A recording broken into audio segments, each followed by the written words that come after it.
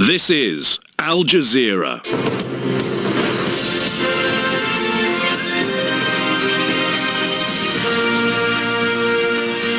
Hello, I'm Mariam Namazi. This is the NewsHour live from London, coming up in the next 60 minutes. A tide of anger in Indian-administered Kashmir 5 days after New Delhi stripped the territory of its special rights. A tragedy playing out in a Tunisian beach paradise that's become the latest front line in the migration crisis. Also,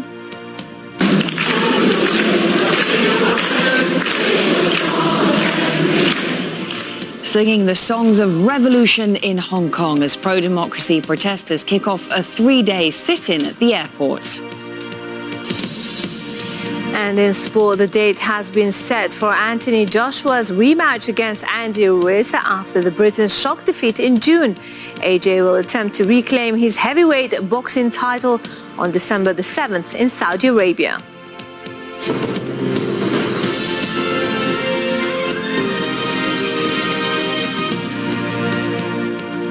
Welcome to the programme. Our top story this hour. Thousands of protesters have poured into the streets of Indian-administered Kashmir in a wave of anger that's rooted in an unprecedented security lockdown and historic political upheaval. Al Jazeera has obtained video of unrest in Srinagar, where most phones, TV and the internet have been cut since Monday. That's when India stripped the disputed territory of its special rights, causing outrage in Pakistan and a tide of criticism from the opposition. We've received reports that police have fired pellets and tear gas to disperse Friday's protesters. We have more now from New Delhi, from Priyanka Gupta.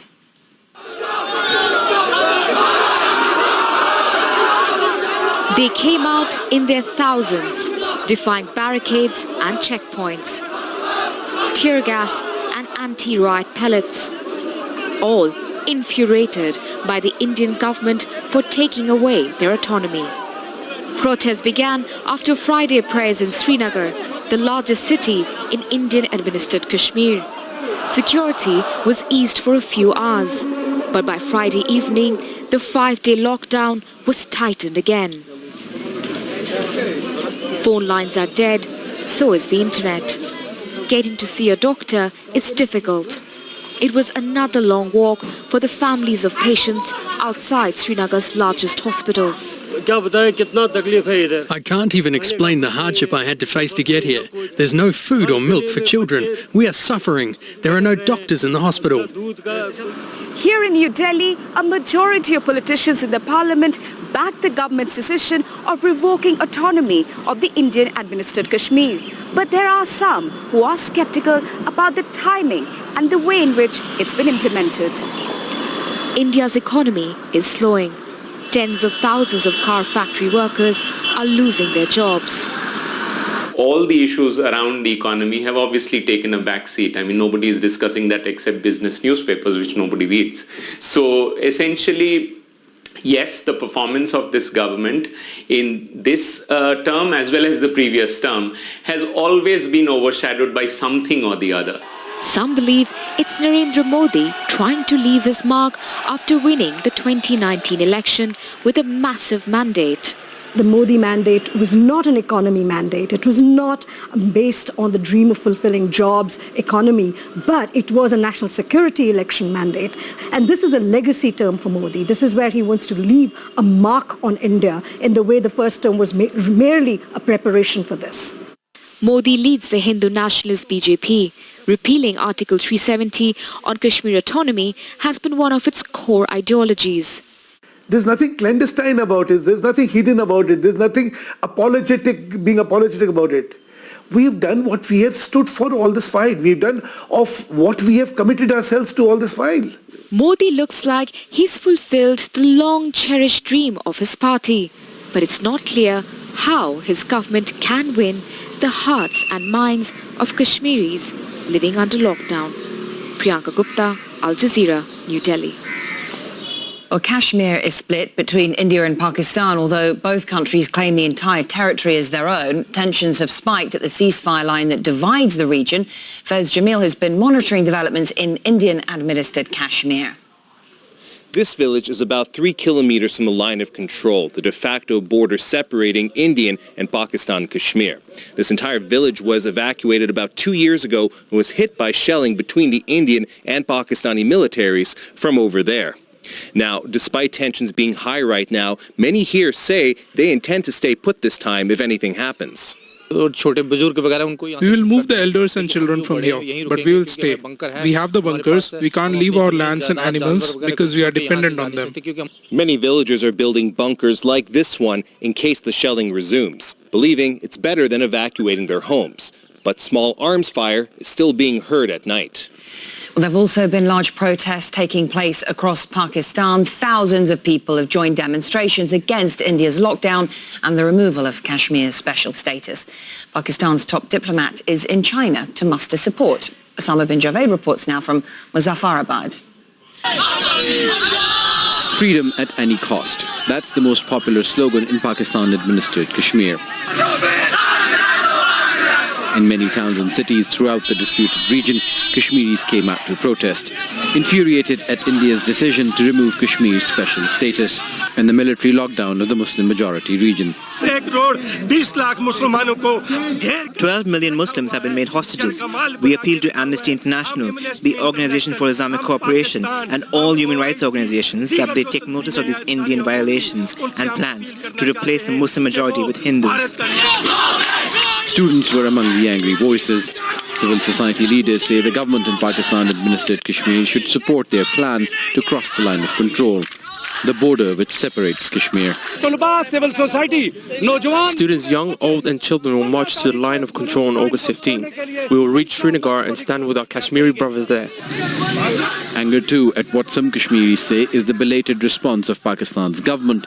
They want Prime Minister Imran Khan to do more. Resolutions and cutting off trade ties will not free Kashmir. For the last 72 years they have been presenting resolutions. They disrupt trade for a week or two and then their relations are back to normal. We demand that they either reach the other side themselves or let us go there. Protesters took to the streets in other parts of Pakistan as well. Workers for the ruling Tehreek-e-Insaf party rallied in favor of the government's decisions. It has downgraded diplomatic ties with India, cut trade and stop bus and train services. It's also stepped up diplomatic efforts to shore up support. Foreign Minister Shah Mahmood Qureshi visited China, the third party involved in the disputed Kashmir Himalayan region. China says it's also concerned about the situation in Kashmir and asked all parties to avoid unilateral actions. India's army commanders accused Pakistan of creating threats in Kashmir. A spokesman said anyone attempting to disrupt peace in the Kashmir Valley will be, in his words, eliminated. Pakistan's army says its response will be harsher than when it shot down an Indian jet in case there is military involvement. As Pakistanis continue to protest against what they call annexing of a disputed region, the United Nations is urging both sides to refrain from changing the status of Kashmir. Osama bin Javed, Al Jazeera, Muzaffarabad, Pakistan-administered Kashmir. More than 20 people have been killed in fighting in the southern Yemeni city of Aden. The violence between government forces backed by a Saudi-led coalition and a separatist faction supported by the UAE has gone on for 3 days now. The split further complicates Yemen's civil war, where Houthi rebels also control much of the south of the country. Meanwhile, the Houthis say their leader's younger brother has been killed. The rebels announced the death of Ibrahim Badruddin al-Houthi in a statement. They blamed agents of a US-Israeli-Saudi coalition for the killing, but did not say how he died. The World Food Programme, meanwhile, is saying that it will resume food distribution to hundreds of thousands of people in Yemen's capital from next week. The UN agency stopped delivering aid to 850,000 people in Sana'a 2 months ago over concerns it wasn't reaching those in need. The renewed aid delivery follows an agreement between the World Food Programme and the Houthi rebels. Well, in other news we're following, Islamic authorities in Jerusalem have called for all mosques to be closed on Sunday. The city's Religious Endowments Authority is instead calling on Palestinians to hold a mass Eid prayer at the Al-Aqsa Mosque. The request comes after an increase in Israeli settlers flooding the site, which has religious significance for Jews as well as Muslims. Harry Fawcett has more from West Jerusalem. Well, the Islamic Waqf, the authority which runs the Al-Aqsa Mosque compound in accordance with the Jordanian government, it has decided to close all mosques in the local area, calling on people instead to come to Al-Aqsa itself and the surrounding area to carry out the Eid prayers. The main prayers for Eid have been delayed from sunrise to the second prayers of the day at 7:30 local time in the morning, presumably to maximize the number of people who can attend them. And also that coincides with the time that usually the site would be open from the other side to non-Muslims. Now, there are right-wing and religious nationalist Jewish groups that are calling for access on this day, despite the fact it's a major Muslim festival, because it also falls on the same day that Jews mark Tisha B'Av. That is a commemoration of the falling of the first and second temples and the Jewish exile. The background to this is that there has been a wide-ranging sort of political effort by the right wing in Israel and the religious nationalists to get more access to the Al-Aqsa Mosque compound site, known as the Temple Mount, to Jews. A lot of what happens next will depend on the actions of the Israeli security forces and police. There has been a precedent going back many years that non-Muslims are not allowed access on a major Muslim festival day, but that precedent was broken earlier this year in June. The end of Ramadan coincided with Jerusalem Day, which is when Jews and Israelis mark the seizure of East Jerusalem by Israeli forces in 1967. There were limited skirmishes at the site as a result of the police decision then to allow Jews in on that day. A lot now depends, in terms of how confrontational this Sunday becomes, a lot now depends on the actions of the Israeli security forces. Algerians have taken to the streets for the 25th Friday in a row, calling for the overthrow of the ruling elite. President Abdelaziz Bouteflika was forced to step down in April after weeks of mass protests. 5 former ministers have been taken into custody since then on corruption charges. But demonstrators have refused to back down, and they want all of Bouteflika's inner circle gone. 80 migrants have been saved by a French-run rescue ship from a dinghy off the coast of Libya. Aid group Doctors Without Borders posted photos of the migrants being ferried to the Norwegian-flagged rescue ship, the Ocean Viking. Italy's Interior Minister Matteo Salvini says he is preparing to sign a ban on the ship's entry into Italian waters. Under a new agreement decree, the ship risks being fined more than $1 million. Meanwhile, more than 800 people have died this year trying to cross the Mediterranean. In the last 2 months alone, dozens of bodies have washed up on Tunisia's tourist beaches, which borders Libya, the main base for people smugglers. David Chait has been to the resort city of Zarzis, which is becoming a new front line in the migration crisis. Beyond the horizon of these warm waters lapping the shore of Zarzis, tragedy is playing out. And time and tide are bringing the bodies of its victims to these tourist beaches. More than 70 migrants drowned last month when their inflatable raft sank in rough weather. The director of the Red Crescent who helped pull them out of the water told me the corpses were floating in from every direction. Saving these people and even returning them to a prison in Libya is better than letting them die like that in huge numbers. Young people, pregnant women and babies, it's the northern European countries that bear a heavy responsibility. It's a crime. This garbage tip outside Zarzis is where the dead bodies used to be dumped. The Red Crescent has now reburied them nearby. But these graves share the same ground as the city's rubbish. We spoke to a young man who nearly ended up here himself. We left Libya in small boats into the deep sea. The boat started to shake until it's capsized. In that moment, I regret what I did. And now, every time I remember what happened, I feel sick. Mohammed is taking refuge at the Red Crescent Center outside Zarzis. Other survivors like him are still struggling to cope with the terror they endured, wondering if they ever dare to go through it all again to reach Europe. A new cemetery is being built here. It already contains the bodies of 71 people that were washed ashore on the city beaches last month. Each of these graves have been numbered and a DNA sample has been taken from each one of the victims. The record of those is being held at the local hospital. Already, the director of the Red Crescent is receiving inquiries from all over the Sahel region and even from Morocco about who might be lying here. These waters are meant to be a source of fun and pleasure, but the death toll is rising all the time. And that's the reality that's haunting this beach. David Chater, Al Jazeera, Zazis. You with Al Jazeera live from London. Much more still ahead for you on the programme. Tech companies are hosted at the White House to discuss the rise in online extremism. Who's winning the trade war between the United States and China? The answer might be in Latin America. And Tiger Woods' challenge at the Northern Trust comes to an end. Sana will be here to explain why.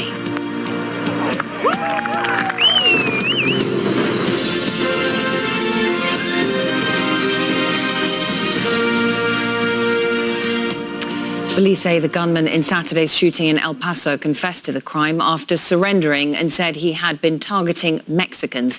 He allegedly posted a racist and white nationalist document online ahead of that attack, which left 22 people dead. Let's go live now to Kristen Salumi in Washington. What is the latest on the investigation, Kristen? Well, these are new details that are emerging about how and when the gunman allegedly confessed. Police say that they had him surrounded in his vehicle. He stepped out with his hands in the air, surrendered, saying, "I'm the shooter," basically admitting that he was guilty of this mass shooting that left 22 people dead.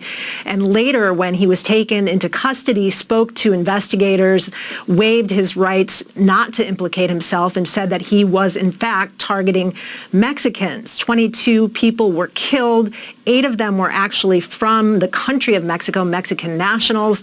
Several more had Hispanic-sounding names. This happened in El Paso, Texas, which sits right on the border of Mexico. So there's a lot of back and forth across the border between the two cities. What we don't know officially yet is if that racist screed that was posted online was in fact done so by him. That is what is suspected. That has yet to be confirmed. All of this leading up to the question of whether or not 21-year-old Patrick Crusius will be charged, in fact, with a hate crime. Right now, he's facing capital murder charges, but the investigation is ongoing. And given what we are learning, those charges could be upgraded to a hate crime. And what about the political fallout so far? Well, we know that this shooting has only fueled criticism against President Trump for using what many consider to be racist language, and contributing to a kind of an environment of hate, a feeling of hate that could have led to this shooting, whether it's President Trump telling for women of color, for congresswomen of color, they should go back to the country they came from, or denigrating the hometown of a black congressman. He's been under a lot of criticism for setting a racist tone and that could lead to this kind of event. But what's really interesting in the wake of this is that now the president and the Republican Party are talking about gun control measures, something that Republicans have not been willing to discuss in the past, even though the United States has more mass shootings and more gun violence than any country in the world, something that hasn't really come up in the past or hasn't been able to get through Congress in the past. Now the president says that he would be in favor of, quote, intelligent background checks, strengthening background checks for people in order for them to buy a gun in the hopes of preventing some of these kinds of mass shootings. And he seems to have some support from the Senate Majority Leader, Republican Mitch McConnell, on that front. This is new territory for the Republicans. They've stopped short of going so far as supporting an assault weapons ban, which is what some on the left would like to see happen, but there seems to be movement that we haven't seen in some time towards gun control measures in the wake of this shooting. Thank you very much. With the latest on this from Washington, Kristen Salumi. Well, the Trump administration is hosting various tech companies to discuss the rise in online extremism today. The internet has long been fertile ground for extremists looking to congregate and recruit. The online messaging board 8chan is believed to have posted a document by the Texas gunman showing white supremacist views shortly before Saturday's attack. The site has since gone offline and its members have had to relocate to alternative platforms and encrypted messaging services. Well, one of the sites they appear to be moving to is Gab. The web forum was frequented by the alleged shooter in the 2018 Pittsburgh synagogue attack. On Wednesday, it said it was adding more than 1,000 new users each day. Facebook now automatically blocks links from the Daily Stormer. This is a white supremacist messaging board that's largely been deplatformed. It was linked to violence by white nationalists in Charlottesville in 2017. Earlier this year, Facebook announced tighter restrictions on its streaming feature after a gunman in New Zealand live filmed an attack on 2 mosques, which left 51 people dead. Well, Annie Kelly is a digital cultures analyst at the University of East Anglia and joins me live via Skype from Norwich. The White House didn't disclose which tech companies would be attending this meeting, but is it your sense that they are serious about cracking down on far-right extremism online? That's a good question. I think that tech companies will always have a vested interest, essentially, in hosting sites with, I suppose, unpalatable content, purely because there's money to be made off of that market.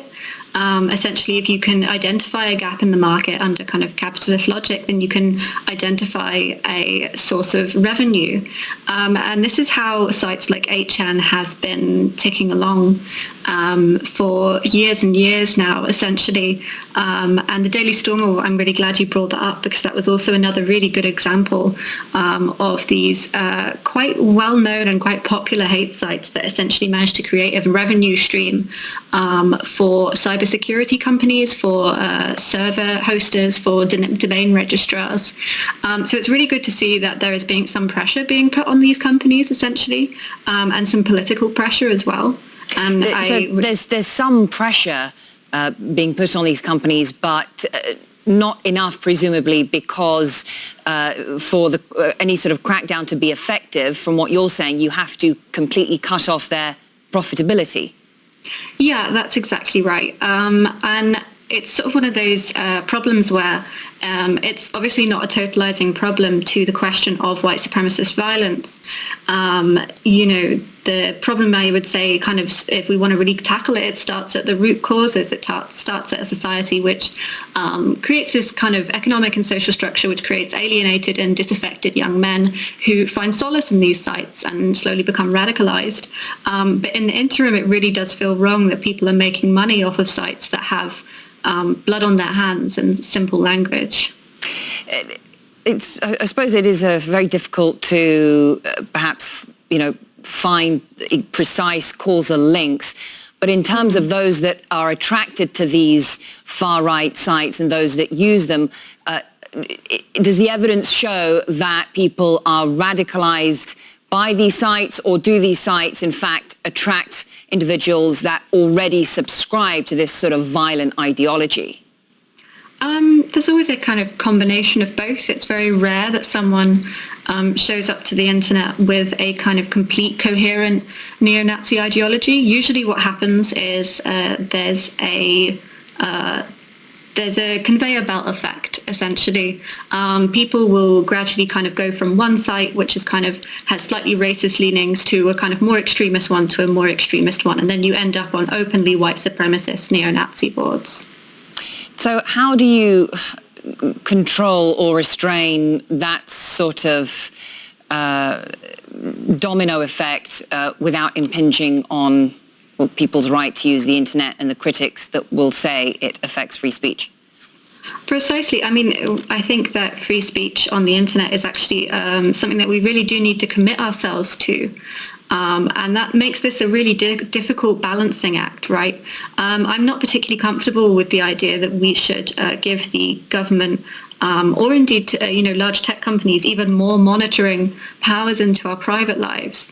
But I do certainly think that these sites will always find a way to exist. But at the minute, what's happening is they're profiting essentially off the extremism effect that they're creating. So they have a vested interest in more and more people becoming radicalized and therefore spending more and more time on their site. And that is something that we can actually tackle, that profit motive, without directly impinging on free speech, in my opinion. And so why, if that is something quite an obvious, relatively simple step to take, why is that not being done? Essentially, as I said before, because these companies want to make money, right? And they are very happy for this stuff to stay in the shadows and for us to not treat... But then does that not require more proactive regulatory government intervention? In the websites on the websites themselves, or on the in terms of cutting off profitability? Yeah. I mean, there's different ways that we can go about it. As we saw, Cloudflare actually, 8chan was completely shut down without any kind of government regulation. That was pure social pressure, right? So I think that's a kind of momentum that we really need to keep up. We need to keep up a sense that white supremacist violence is a kind of terrorist problem and a terrorist threat to the level of Islamist terrorism at the same sense. Well, thank you very much. Appreciate you sharing your thoughts with us on this. Annie Kelly, digital cultures analyst, joining us from the University of East Anglia. Thank you. Thank you for having me. In other developments, US President Donald Trump has doubled down on a trade war with China, with another round of tariffs set to be imposed next month. But for other countries, the bilateral dispute has brought new trade benefits, and one of the biggest winners appears to be Mexico. Al Jazeera's Mani Rapola has more on this now from Mexico City. Mexico has taken the top spot among the United States' international trading partners, according to data from the first half of 2019. This potential gain for Mexico is the result of a 12% drop in imports of Chinese goods to the United States as a tariff war between the world's two largest economies plays out. Uncertainty from international investors over the U.S.-China trade conflict, however, has also rattled markets. On August 1st, the Mexican Stock Exchange reacted with the worst trading day since the start of the year. It is because of these tariffs between the United States and China that we are seeing this disruption to global financial markets. Imagine what such a confrontation involving mutual tariffs between the U.S. and Mexico would bring. This is not good for anyone. This disruption to global markets has also hit the Mexican peso, which devalued by 1.57% on August 1st. Not good for a national economy, which is only projected to grow by 0.2% through 2019. This economic equilibrium that Mexico appears to have is not solid. I would say that the economic situation in Mexico is shaky at best. Mexico could maintain this balance, at least until the end of the year, but it depends heavily on the policies pursued by President Donald Trump. Earlier this year, Mexico avoided its own trade war with the United States, which could have had a devastating effect on the national economy. The reaction by global markets to growing tensions between the U.S. and China puts into question whether Mexico really is the clear winner of the ongoing trade war, or if there are any real winners at all. The dip in the stock prices also served as a reminder that the Mexican economy is subject to the confidence international investors have in the U.S.-China relationship. There may be nervousness in the markets, but Mexican exports to the United States are still on the rise as Mexico continues to pick up the slack left over from China. There is one thing, however, that could unbalance Mexico's position: the sluggishness of its own economy. Manuel Rapalo, Al Jazeera, Mexico City. Still ahead for you on the NewsHour. Police in Kyrgyzstan raid the TV station owned by the former president after he was arrested for corruption and abuse of power. We meet the Bahraini activist who says he feared for his life during a protest on the roof of his country's embassy in London. And this Australian legend is making a return to cricket. We'll have the details in sport.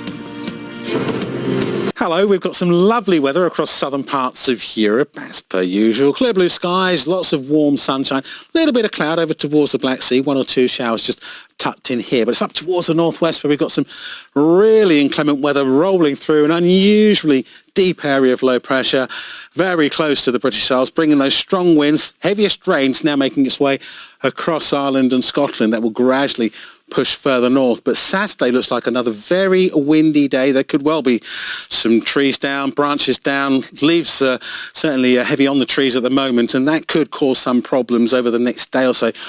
Sunday does look like another very breezy day, but not quite as intense on that wind. 22 Celsius there, the high in London, but again it's 21 in Paris. Some wetter weather there just around southern France towards the Alps, but across the south, there you go, more warm sunshine rolling through, getting into the low 30s once again. Meanwhile, across northern parts of Africa, well, similar temperatures, low to mid 30s for many here, 25 Celsius there in Rabat. Over the next couple of days, we'll be looking at similar values on those temperatures. temperatures. Temperatures do pick up a touch for Algiers with the winds just pushing in from a northerly direction. A top temperature here of 31.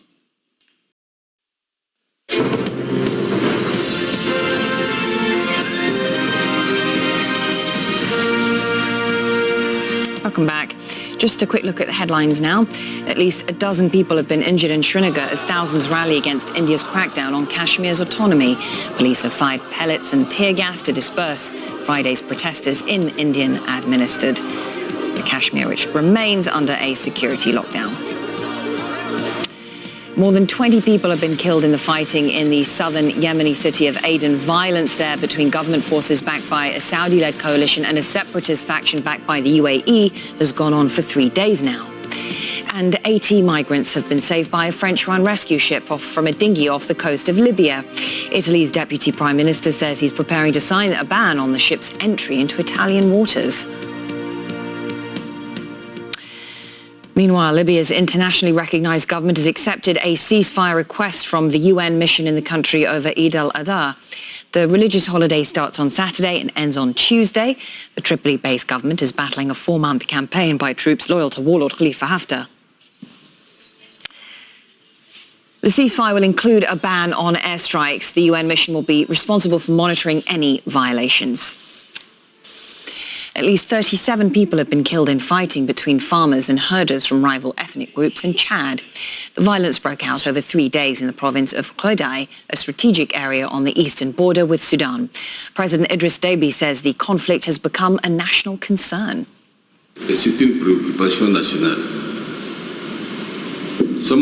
We are witnessing a new phenomenon of social unease between different national communities. Inter-community conflicts today are not simply located in a region or province of Chad. It's almost all over the country. A Canadian citizen held in Syrian detention since last December has been released. Christian Lee Baxter was freed following mediation efforts by Lebanon's security chief. Zaina Hodda has more on this now from the Lebanese capital. Lebanon has mediated the release of a Canadian national who was being held in Syria. One of the top security officials in Lebanon, Abbas Brahim, was the man involved in this mediation effort. He said that the Canadian national, Mr. Baxter, was detained last year for violating laws in Syria. They really didn't divulge much details concerning the circumstances of his detention. He's not the first foreign national to be released in the past months. A few weeks ago, an American national was released, Abbas Brahim himself playing a crucial role. Now he's calling this a humanitarian gesture, but many here believe that these are messages that the Syrian government wants to give to the West as it tries to regain legitimacy, as it tries to end sanctions. At the end of the day, these two foreign nationals who were held in Syrian jails are not among the high-profile people who went missing and believed to be held by the Syrian government. So messages, possibly, from the Syrian government to the West, trying, to regain lost legitimacy. Police in Kyrgyzstan have raided the TV station owned by the former president Almazbek Atambayev. He was arrested on Thursday over charges of corruption and abuse of power following a raid at his home. The Central Asian nation is being pushed to the brink of a political crisis as his supporters gather to protest his detention. Laura Burden-Manley explains. Off air and ordered out. Staff at the TV station owned by Kyrgyzstan's former president are sent home in the latest move against Almazbek Atambayev. He was arrested. This followed a violent confrontation between his supporters and police. One officer was killed and dozens injured. Atambayev remains in police custody after failing to cooperate in a criminal case. Atambayev had previously been accused of corruption. Parliament stripped him of immunity after he fell out with President Soronbay Jeenbekov. Atambayev, who served from 2011 to 2017, rejects the charges and accuses the authorities of abuse of office. Looking to capitalize on the political fallout, Amorbek Bobanov. He's a former presidential contender and has returned to the country after fleeing 2 years ago when he was accused of inciting ethnic hatred. I want to note the arrival of Babanov won't destabilise the situation. Now everyone is looking for the next parliamentary election in 2020. Political parties, including President Jeenbekov and Babanov's, will unite for the sake of stability. The timing is perhaps coincidental that the same day as Babanov's return from Moscow, Russia's Prime Minister made a scheduled visit to the country. In my opinion, it's obvious that in the 21st century, Kyrgyzstan has reached its limit for revolutions. The former Soviet nation has seen two former leaders deposed in uprisings since 1991. Many in the capital Bishkek fear further political fallout. I want to address both Jeenbekov and Atambayev. Please sort all your issues without involving the people. We're tired of political tensions and instability. The month of August is the busiest period for tourism, and we are worried our work and business will be affected. And there's no sign that the political tensions will ease. Atambayev supporters are vowing further protests, and there are fears the country could be thrown into turmoil. Laura Burden-Manley, Al Jazeera. At least 60 people have been killed in southern and western India as monsoon rains lash the country. 22 of the victims are in the state of Kerala, where landslides and flooding have cut off some areas and forced the closure of a major airport. Kerala is still recovering from last year's floods, which were the worst hit in a century and affected some 5 million people. Meanwhile, more than 200,000 others have fled their homes in the western states of Maharashtra, Goa and Karnataka, where 38 people have died. And at least 3 people have died in flash floods that have hit the coast of Cambodia. Roads have been closed and some areas evacuated. Police are assisting people to safety. China has issued a red alert, its highest warning yet, as a typhoon makes its way towards the eastern coastline. Typhoon Lakima is expected to hit the eastern province of Zhejiang on Saturday with high winds and torrential rain. It's already battered Taiwan, killing at least 1 person and leaving 60,000 households without power. Japan was also hit by the severe weather system, injuring a number of people and disrupting flights and ferry services. Hong Kong's chief executive, Carrie Lam, says she's making no concessions to protesters and has accused them of reckless behaviour and of destroying the economy.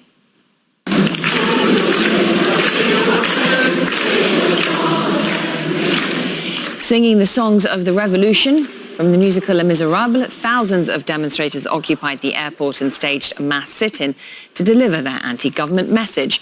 They want an independent inquiry into alleged police brutality, the complete withdrawal of an extradition law and the resignation of Hong Kong's leader. Rob McBride brings us more now from Hong Kong. This was the sight that greeted international travellers on Friday. Hong Kong airport swamped by protesters. They took over the arrival halls to explain in as many different languages as possible what their struggle to stop the extradition law is about, as they begin a 3rd month of protest. The government says the proposed law has been shelved, but opposition groups fear China still wants to further erode Hong Kong's freedoms. After protesting for 2 months, the government still hasn't responded to our demands. I want to let tourists know what is happening in Hong Kong and hope they will show support to the protesters on the front line. Most visitors seemed supportive of the action. I like Hong Kong more than China. Others seemed bewildered and a few angry. Why are you angry? Can you tell us? They're all traitors, shouted this woman. The unrest has left the government and its leader, Carrie Lam, beleaguered. In one of her rare news conferences, she blamed the protesters for the damage being done to the economy. They did not mind destroying Hong Kong's economy. They have no stake in the society which so many people have helped to build. And that's why they resort to all this violence and obstructions, causing huge damage to the economy and to the daily life of the people. The day ended with a symbolic burning of offerings, observed by local and international news media who've flown in to see what happens next in this unprecedented challenge to the Hong Kong and Chinese governments. Last weekend's demonstrations, culminating in a day of strike action, saw the most widespread violence yet on Hong Kong streets. The government will be hoping that is as bad as these protests get and things will improve from here. Or it may have marked the start of a new, more dangerous phase in this protest movement. Rob McBride, Al Jazeera, Hong Kong. 17 executives from investment firm Goldman Sachs have been charged with allowing Malaysia's former leader and others to steal billions of dollars from its development fund 1MDB. It's the second time since December that Malaysia has accused the multinational bank of misappropriating funds. Najib Razak is facing separate corruption charges. Goldman Sachs denies any wrongdoing. Well, a political crisis is brewing in Italy. One of the two governing parties has tabled a motion of no confidence in Prime Minister Giuseppe Conte.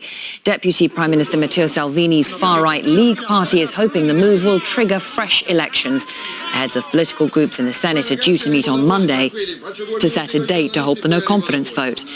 Salvini says differences in the ruling coalition can't be mended and the country should face a general election as soon as possible. Well, also political issues in Spain. The acting Prime Minister, Pedro Sanchez, will hold more talks in a bid to break the deadlock over forming a new government. He says he'll meet with the Farc Podemos party and others, including Catalan separatists, by the end of the month. Sanchez has twice failed to secure a parliamentary majority in support of his administration. The socialist leader has 6 weeks to be confirmed as Prime Minister or put forward another candidate for the job. Failing that, a new election would be called for November. At the end of August, we will have an open, progressive proposal ready. We will discuss with the different political parties that could support the confirmation of the socialists in Spain's government. We will talk with the Nationalist Basque Party, and we will also talk with the Catalan nationalist forces. And logically, we will talk with Podemos to see if we can reach an agreement that forms a government. A Bahraini activist says he feared for his life after staff beat him for climbing onto the roof of his country's embassy in London during a protest in July. Musa Mohammed was protesting against the executions of two Bahraini activists. Lawrence Lee reports. In the dead of night, Musa Mohammed used the cover of scaffolding to gain access to the roof of the embassy of Bahrain. Once there, he unfurls his banner. I'm risking my life to save two men about to be executed in the next few hours, it reads. We did many protests. We do send them letters for the human rights organization and the UN as well. It doesn't stop. But I feel in my heart there's something I can't do to save their life. That's why I went to the rooftop of Bahraini embassy. Shortly afterwards, the police arrive, and for a good 10 minutes, nothing much happens as they try to work out how to handle the situation. On the roof, Mr. Mohammed appears relaxed, sipping from a water bottle, occasionally calling on the British Prime Minister to call the King of Bahrain to urge the country to respect human rights.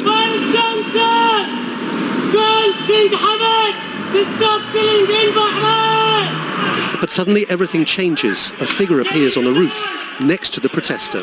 The police response alters dramatically. Look at it again. It's at this point that Mr. Mohammed says he was beaten with a stick and almost forced off the roof. Mr. Mohammed can be seen being pulled from the ledge to the ground. During this time, he says he was threatened with being beaten to death. We will throw you from here as a sheep, and no one is going to help you here.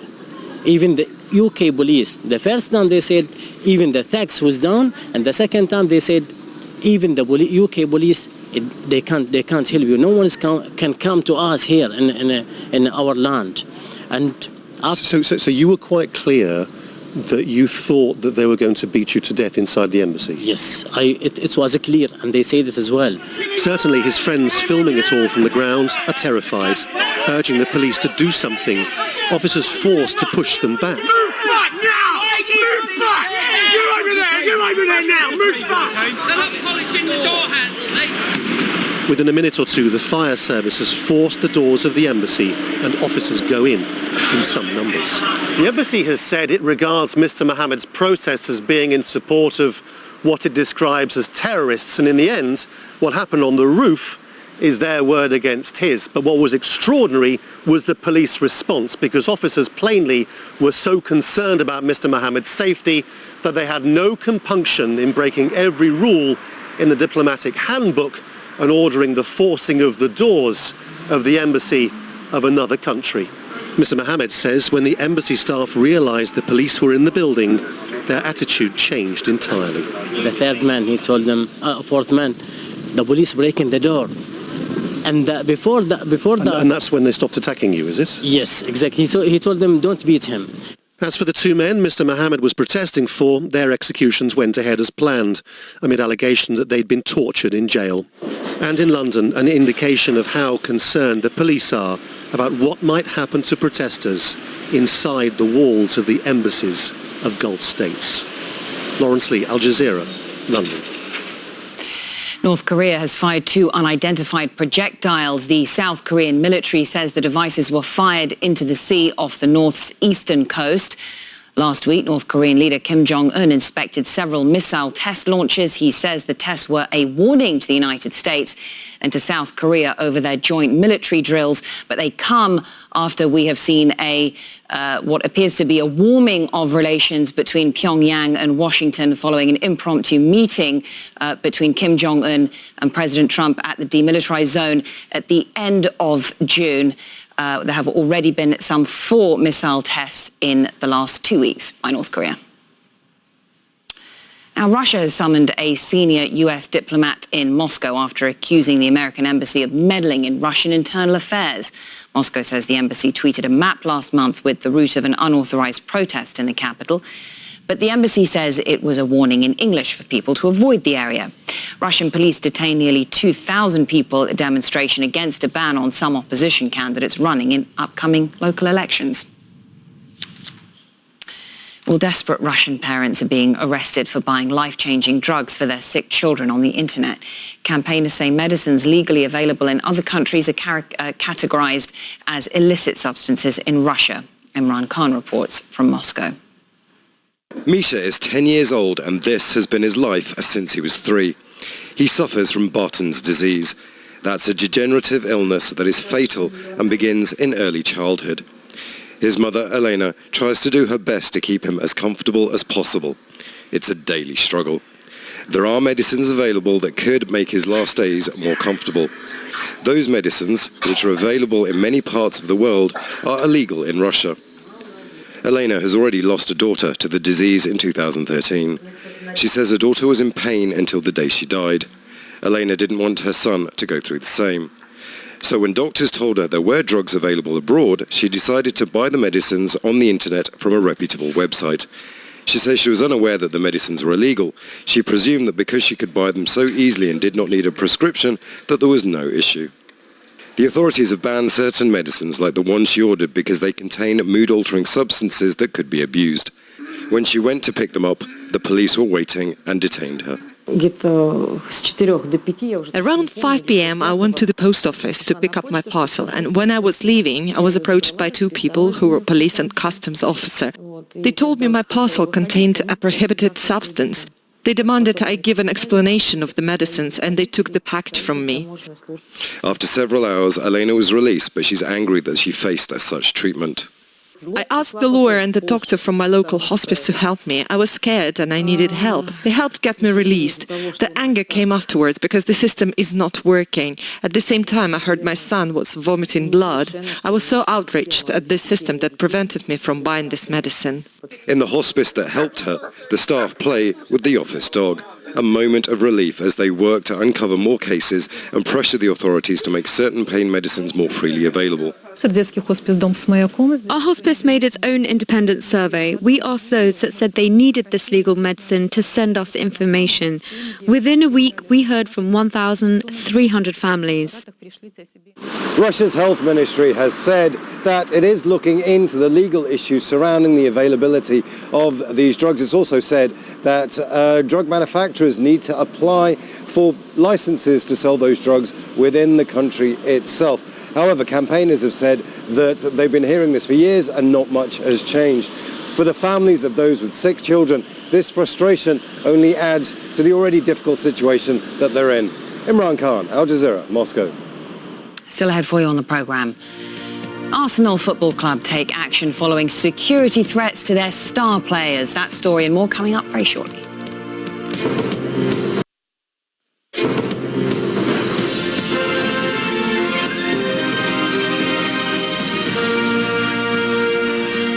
Welcome back. Time now for all your sport with Sana in Doha. Thank you very much, Mariam. Well, we start with boxing. Anthony Joshua's rematch with Andy Ruiz has been set. The world heavyweight title bout will happen on December the 7th in Saudi Arabia. Mexico's Ruiz shocked the world in June when he stopped Joshua in the 7th round in Madison Square Garden to claim the Britain's titles. It was AJ's first pro loss. The rematch was expected to happen in the UK, but Ruiz was against that. Saudi Arabia has hosted major boxing matches before. Earlier this year, former light welterweight world champion Amir Khan fought there. Liverpool have made a winning start to their English Premier League campaign. The Reds thrashed newly promoted Norwich at Anfield. Jurgen Klopp's men ran out 4-1 winners. Last season, Liverpool finished runners-up in the EPL, but ended the season by winning the European Champions League.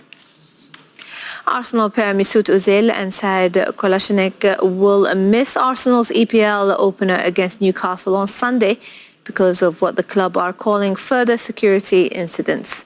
Both players were the subject of a carjacking attempt in North London last month. The attackers were armed and Bosnian international Kolasinac is seen here fighting them away. Neither he nor Ozil were injured in the attack. Police in London are investigating the latest incidents. US President Donald Trump says Colin Kaepernick should be able to play in the NFL again, but only if he's good enough. Kaepernick and the NFL came to a settlement earlier this year. The former 49ers had accused the NFL of colluding to keep him out of the league over his activism.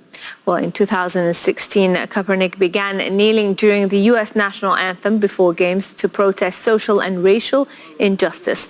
Many other players followed suit. Well, Trump had condemned players for kneeling. He also criticized Nike for using Kaepernick as the face of an advertising campaign. I think if he was good enough, I know the owners. I know Bob Kraft. I know so many of the owners. If he's good enough, they'd sign him. So if he's good enough, I know these people. They would sign him in a heartbeat. They will do anything they can to win games. So I'd like to see it. Frankly, I'd love to see Kaepernick come in if he's good enough. But I don't want to see him come in because somebody thinks it's a good PR move. If he's good enough, he will be in. Well, hopes have been raised that Zimbabwe could be welcomed back into international cricket. Last month, the game's governing body, the ICC, suspended the country for alleged government interference. That meant its men's and women's teams were banned from international competition, and Zimbabwe's cricket board was denied much-needed funding. However, on Friday, the Zimbabwe government reinstated the board, which was the main condition for readmittance. The decision has come too late for the country's two national teams after they were both withdrawn from the World T20 qualifiers beginning in October. England have acted swiftly following their defeat to Australia in the first Ashes test. They've dropped all-rounder Moeen Ali for match 2 at Lord's. Ali struggled in the series, curtain raiser in Birmingham. He took just 3 wickets on what was a turning pitch, but it's his form with the bat that's the main concern. He's had 4 ducks in his last 8 test innings. Ali's been replaced by the squad by Jack Leach. Australian legend Shane Warne is making a return to cricket. The 49-year-old has been hired to coach Team London in the 100, a new UK-based limited overs tournament that launches next year. While Warne is a World Cup winner and a veteran of 145 tests, he doesn't have much of a limited overs coaching background. MotoGP Championship leader Marc Marquez was the fastest in practice ahead of the Austrian Grand Prix. Having finished second in the opening practice, Marquez fought back in the second session. The Honda rider edged out his fellow Spaniard Maverick Vinales at the Red Bull Ring.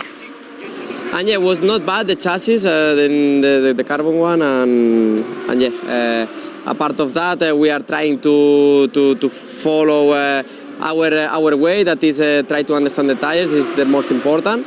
And yeah, if we check the papers, looks like Dovizioso also have a very good pace, so both of us looks like we're in a very good rhythm. Tiger Woods has pulled out of the Northern Trust PGA event just hours before his second round was due to tee off. He was in serious danger of missing the cut in New Jersey. This was a rare highlight for him during Thursday's first round. He ended the day 4 over par. Woods says he's withdrawing because of a mild oblique strain that led the pain and stiffness. That's it for me. Back to Mariam. Thank you very much, Sana. Well, that wraps up the News Hour, but I will be back in just a couple of minutes with another full bulletin for you. I will see you very shortly. Bye for now.